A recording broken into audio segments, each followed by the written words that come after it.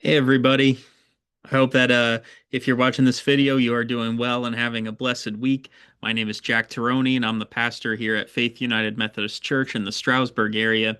And this is Faith Talks, where we're once again diving into some of the most important and pressing questions about our faith. We're trying to understand our relationship with God, with Jesus, and with church a little more this day and this week. And, as I always do at the start of these videos, if that is the case for you, or you are considering taking deeper steps in your faith today, I hope that you are being encouraged to do that. I hope you are thinking about how to engage more with the scriptures, how to engage more in faith, and at the very least, just still asking those questions that can, help you grow more and more. That is always our goal, and that I hope is a reality for you today. And as we are now in the midst of the Lenten season, as we move towards Easter and Jesus' crucifixion and eventual resurrection, I want to encourage you to take more time out of your day to, as we say in the church, be holy, which means maybe read more scriptures out of the Bible, maybe pray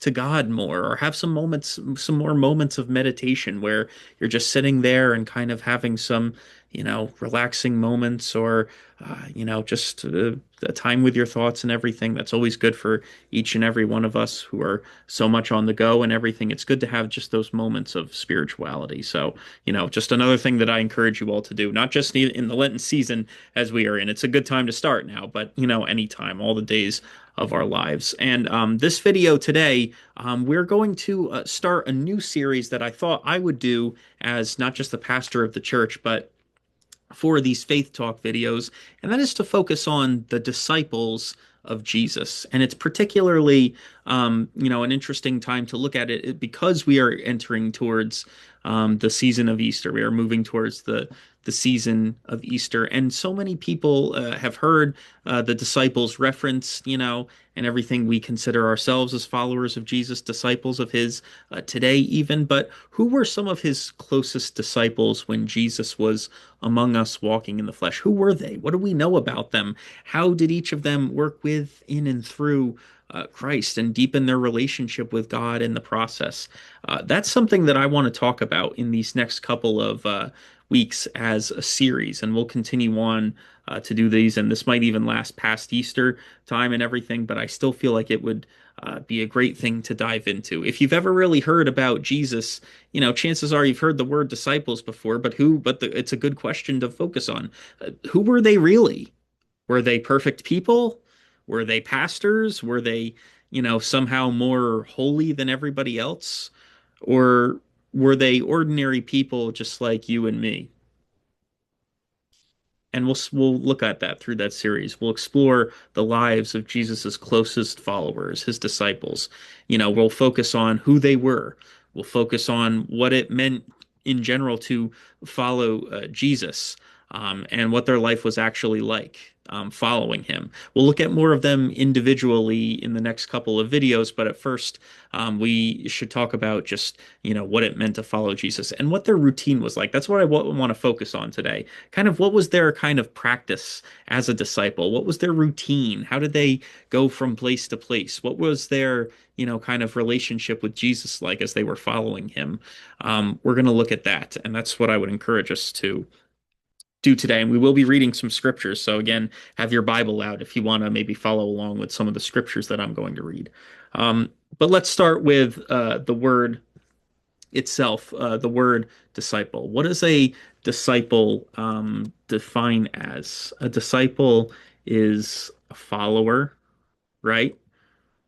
And what is the root word of disciple? It is discipline, right? Disciple and discipline share the same root word, stemming from Latin, right? And it is called discipulus, meaning learner or pupil, and disciplina, I would assume, is how it's pronounced. I'm just reading it off of some of the translations, so forgive me if I pronounce it incorrectly, but it is spelled uh, discipulus and disciplina. And disciplina means instruction and training, both derived from discere, which means to learn, right? So a disciple is a learner following a teacher, while discipline or training or instruction is what is required to learn along the way. And it's not just someone who listens, but it's also someone who lives like their teacher. And Jesus didn't just want, fans or anything, people who were fanning over him or just saying, what a wonderful guy he is. He wanted followers, people who were going to take his way of life seriously, who were going to listen to him, of course, as any teacher would want, right? And in Matthew chapter 4, so we're going to go to our first verse here, Matthew chapter 4, verses 19, Jesus says something interesting. You might have heard it before, but it says, Jesus says, "Follow me, and I will make you fishers of people." And so you see that that's kind of an invitation, right? But it's also kind of a transformation sentence, if you will. He's saying in that moment, come as you are, but you're not going to stay the same, right? Follow me, and I will make you fishers of people. Now, it's not hard for us to kind of conclude what he's saying in that sentence, right? He's basically saying, and I will teach you how to bring others into our fold and teach other people what I am teaching you, so that love, hope, peace, and joy and discipline and so many other things that Christ was teaching can go on and outwards, right? And he eventually says too, go and make disciples of all nations. Go and just, preach outward, right? Everything Jesus does in teaching his disciples is meant to go outward to a broader group of people. His teaching is meant to carry on and on and on. And he always made sure what you find in, words in the Gospels, the Synoptic Gospels, where you hear Jesus's own words and everything. He was always in that mindset of learn what I'm teaching you now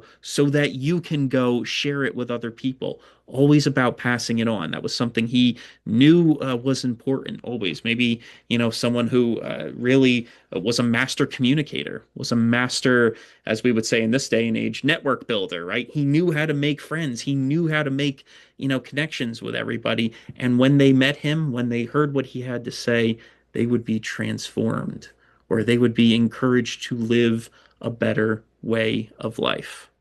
And so that was the kind of instrument that the disciples were. And he had many followers, but there were 12 core disciples that we know of. And I'll just introduce them really briefly.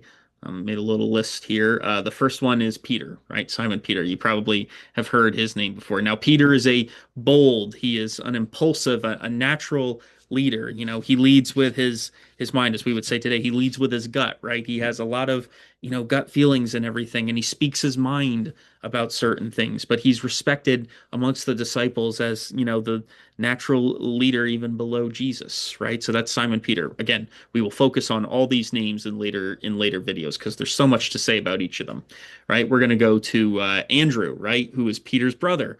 Often the quiet connector is what you might think of or about him when you read the scriptures where he is mentioned. He is a good connector as well, good networker, but he's quiet. He's on the quieter side. You see James and John; those are two brothers. And fun little fact: they are literally they are nicknamed in their language the Sons of Thunder. Can bring in so many or imagine so many things about those two. We'll focus on them in a video too. There is Matthew, a tax collector, not very popular in his day, but devotes his time to following Christ that way. There's Philip, right? There is Bartholomew. There is Thomas, often remembered as the doubting disciple after Jesus's resurrection, right? He's the one who, doesn't believe that Jesus is truly back from the dead until he sees the holes in Jesus's hands. That's, depicted later on in some of the Gospels. There's James, a different James, son of Alphaeus. There is Thaddeus.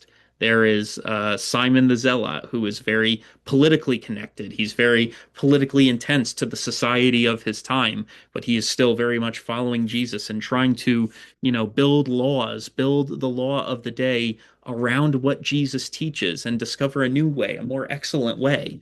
So Simon the Zealot is interesting as well. And then there's Judas Iscariot. And we all know, what makes Judas, the popular one of the 12 disciples, is that he is the one who eventually betrays Jesus to the Romans. And we'll learn more about that. We'll talk more about that during his video because I think it's very important. He will probably be in the next couple of weeks as we move towards Holy Week. We'll look at Judas and what his betrayal means and what does betrayal mean in general, and everything, and why he's remembered the way he is. Right. So a very interesting group of disciples. And here's what's amazing. This group wouldn't necessarily be seen together anywhere else in the society that they lived in. These guys have different personalities, different backgrounds, different worldviews, and yet at the same time, through his work, Jesus brings them together into a group. Why? Because the kingdom of God isn't built on sameness, right? Or being exactly the same. It's built on transformation and working with people who we don't necessarily know. Maybe in some ways we don't even necessarily agree with, but we still are called to love them and respect them as well because they are disciples of Jesus. And that's a very true lesson for every single church, every single religious group that we have in this world. We are going to come together in these places, in these churches, and we're going to be from different areas. We're going to be from different backgrounds. We're going to have been raised differently. We're going to have different ideas about how to do ministry and everything, but we are still called to love one another and accept one another and, perfections and imperfections. And folks, that is a lesson that so many of us need to remember in this modern day, especially when there is so much isolation in this world. I feel like I say that too much, but still, it's no less true here or in the world that has the problems that we have today, right? How are we understanding that we are a group of many different people still coming together to worship every Sunday, who still come together to do good things, to, do wonderful ministries that serve the poor in our community or serve the ones in need? We have to think about those as well. So, think about that as we're doing that. And if you're unchurched or anything, where do you feel called to serve your community? Who are you being called to love in this moment right now, who maybe you haven't shown love to previously? Think about that as well. But I could go on and on about that, but let's continue, right? Back to Jesus's disciples. Something else we should focus on too, a question that sometimes people ask me as the pastor, Jesus's closest disciples, how are they called? How were they called to, stop whatever they were doing and follow them? And remember, these weren't like societal elites or anything, right? He called ordinary people, Jesus, in ordinary places.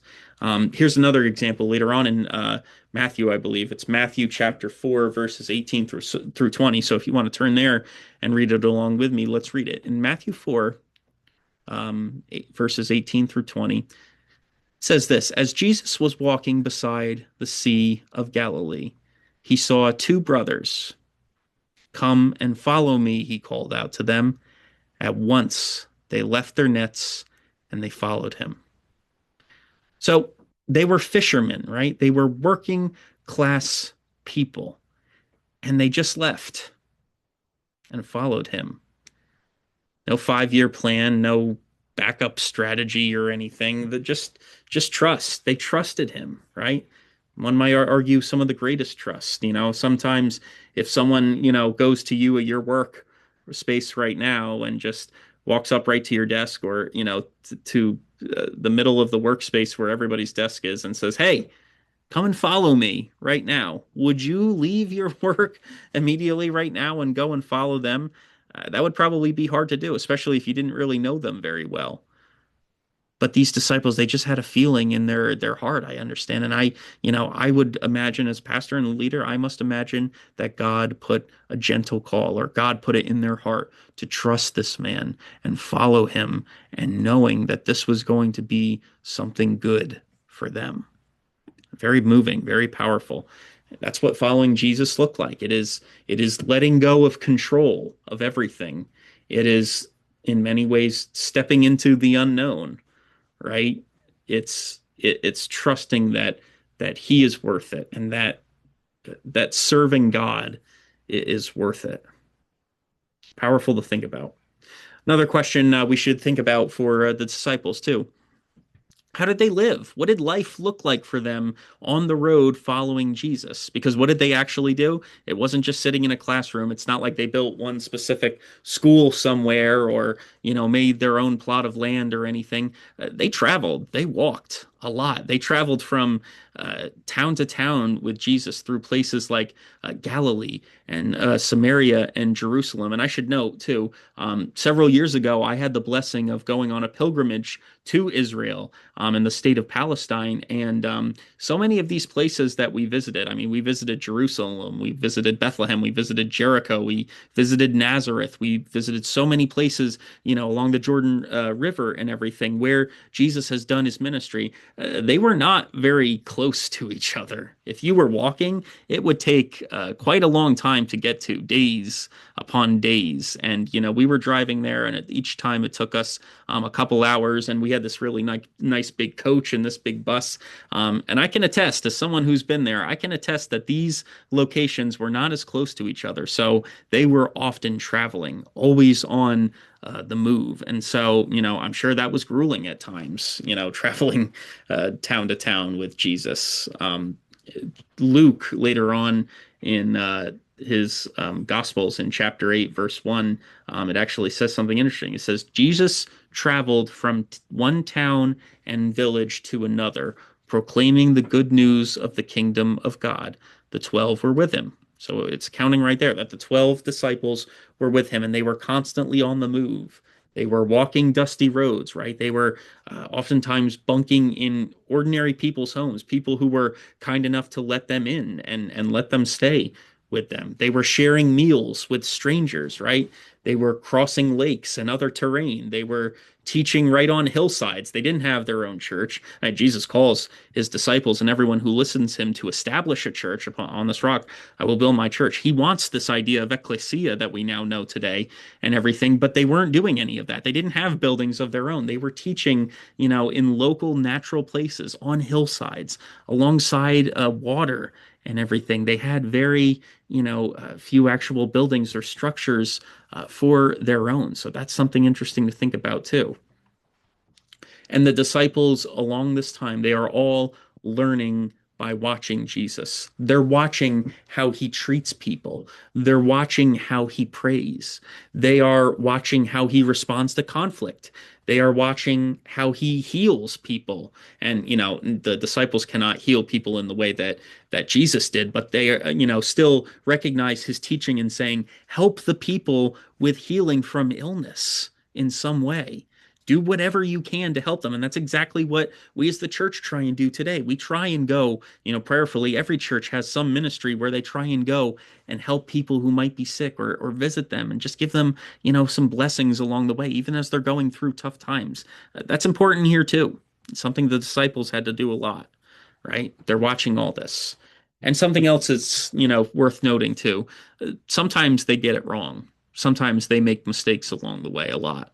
Some bigger, some smaller. In fact, we were just in Matthew, in the Gospel of Matthew this past Sunday for worship, and we were talking about when Jesus instructed his disciples to say, let the little children come to me. That moment where, little children want to go and see Jesus, and, some of their parents want to meet him as well, and they're coming towards him, and the disciples say, no, no, no, no, Jesus is very busy, guys. He's still got busy stuff to do. No, no, you can't go see him. And Jesus eventually disciplines his disciples in that moment. He says, no, no, let the little children come to me. These little children are the future. They are the kingdom of God. You must have faith like a child in order to be welcomed into the kingdom of heaven, right?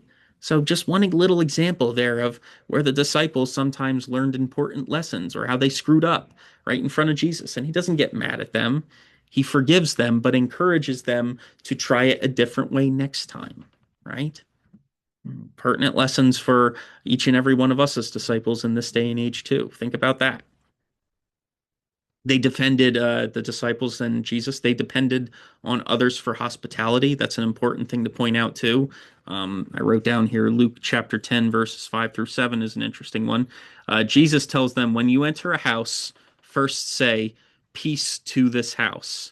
Stay there, eating and drinking whatever they give you. So they didn't carry everything with them. They relied on generosity. They built relation excuse me, they built relationships. They shared life with people. It's got to, go on to show you that following Jesus wasn't just about belief, right? It was about cultivating community. And so, what does that teach us in this day and age? I share with you this. I might have even shared it in some of these Faith Talk videos that I've done. But many years ago, when I was still just growing up in my home church, there was a man who came and visited our church and stayed overnight at the church one night. His name was Jeff Moose, and he was a wonderful man who I believe was from the Delaware, Maryland area. I can't exactly remember what town, but he was a man who found himself in his younger life, just consumed by drug abuse and, addicted to substances and everything. And one day that he decided, that maybe Jesus could help him and, finding faith could help him get off drugs and everything. And it certainly did. But when he heard, and Jeff often tells, tells the story to every church that he visits.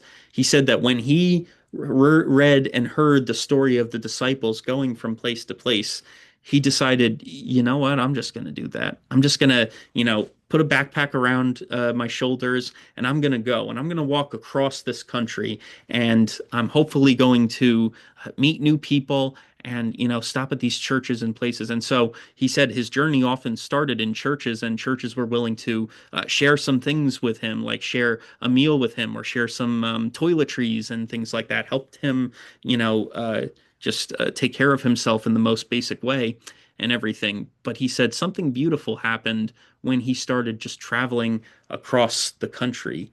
He met so many people in so many places, usually to do with church, who were willing to share with what they had. And he was able, in turn, to share his story of overcoming drugs. And he also said, one thing he said, when I just got up and left where I was, that kind of diminished all of the contacts I had for drugs and everything.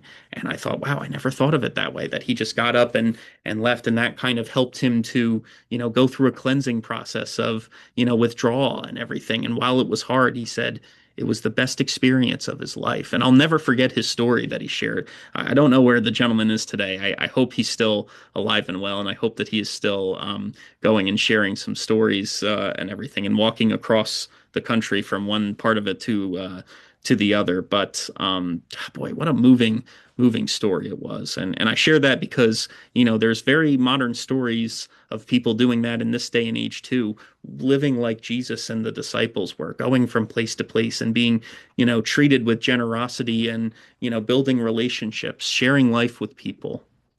It really is moving that way.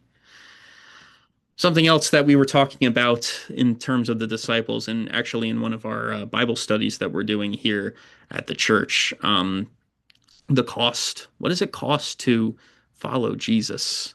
And Luke 9, verse 23 says something interesting. Jesus says this: Whoever wants to be my disciple must deny themselves and take up their cross daily and follow me. That's serious. For the disciples, it meant leaving careers like the fishermen, leaving stability, facing rejection, not always understanding what Jesus was doing. And eventually, too, what does it mean? It means walking with Jesus to the cross. So for some of them, it means witnessing his crucifixion, which has to be one of the hardest things to watch. When things got hard, some disciples doubted, some, ran away. Not this core group, but some people who, were not sure of what Jesus was teaching. Some just abandoned and ran away. One betrayed him. But the good news about all this is Jesus didn't give up on them. Never. And after he rose from the dead, so after the resurrection, right, everything changed. And he said to go and make disciples of all nations. They weren't just followers, the disciples. They became in that moment leaders, like I said earlier, witnesses to the cross. And the same people who once misunderstood everything were now sent to change the world. And they surely did. It's important to know that as well. So as I close this video and everything, I just want to say, who are the disciples? They are ordinary people called by Jesus, learning as they go, messy and imperfect, but still faithful. Does that maybe describe you? I try and make it describe me. I am an ordinary person. I believe I was called by Jesus. In some ways, I do learn as I go, and I am messy and imperfect. I know that for sure. Uh, but I try and be faithful. I try and think about how I can better live out faith and love more people and understand more people and get to know them more and learn that way. Friends, this invitation didn't end with Jesus's original 12 disciples. It continues on. The invitation is still very wide open, and it is today, too. Jesus still calls people today. He doesn't call them to be perfect. He doesn't call them exactly to have everything figured out, but he does call them to follow. So maybe the real question is, or maybe the real question is not just who are the disciples. Maybe the real question is, am I willing to be one? Are you willing to be one? Ask yourself those questions. And if you want to learn more, look, ask. I will guide you. Anyone who is serving a wonderful and honest ministry will help you.